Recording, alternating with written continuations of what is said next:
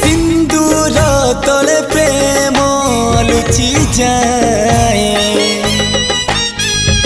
एकता दुनिया रे नुआनु है तो नुआ संसार तोते अभिनंदन तो चल बाटरे झर फूल चंदन तो चल बाटरे झर फूल चंदन समयर चक्का भौरी घुरे घुरे फुले कांदनालो चढ़ीबु तू फूल सवारी धीरे धीरे फुले कांदनालो बाहादर सुख परा विधाता देइछि तोते विरह वेदना सब